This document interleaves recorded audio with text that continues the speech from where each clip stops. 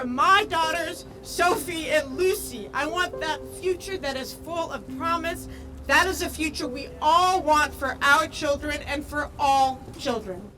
I had been looking through beautiful, colorful pictures of coral reefs with my older daughter, and I realized partway through the book that I was showing her pictures of something she will never see, that won't exist when she's an adult. I was overwhelmed with a sense of sort of sadness and despair. I could not possibly be the only mother out there with these kinds of very intense feelings, that there must be a way to harness that intensity to do something constructive.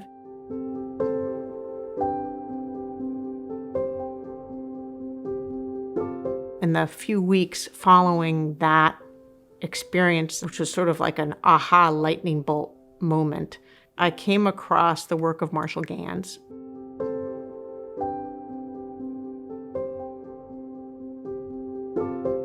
When I asked Marshall, well, what do you think about organizing moms around climate change? And he said, sure.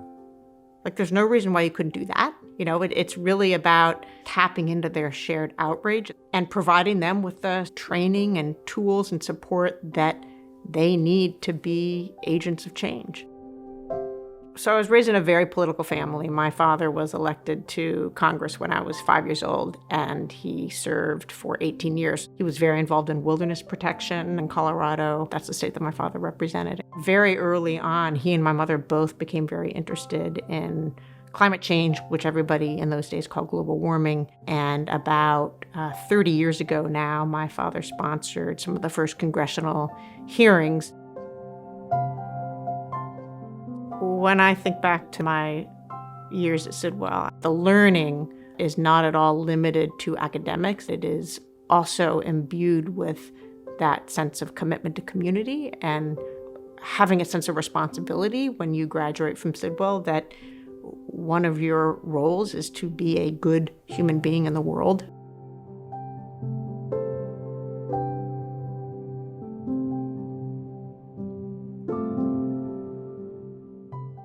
I ended up going to Stanford Business School, much to my surprise, co-founding a company with a classmate of mine. It was my business partner's idea to come up with a new way to straighten teeth without braces. The company has treated a few million people now with Invisalign, which is our branded product name.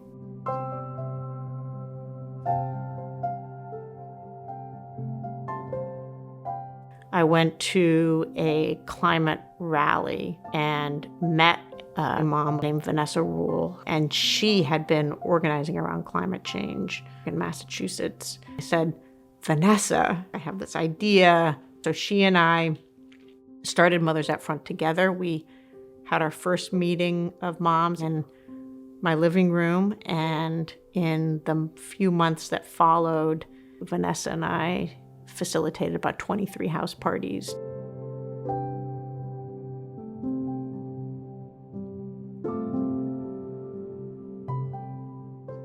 Our goal is to have teams of mothers working at the local level, at the state level, and then ultimately at the national level, and pushing decision makers to take bold action on climate at each of those levels. Every mother, no matter where they are, what they do, is going to share that fierce protective instinct. It's about the health and safety of our kids and the health and safety of our communities. The name Mothers Out Front comes from the feeling of walking down the street when my kids were little, holding their hands and thinking that if one of them ran out in front of the street, I would throw myself between the car and their bodies. I want to be out front of them to protect them.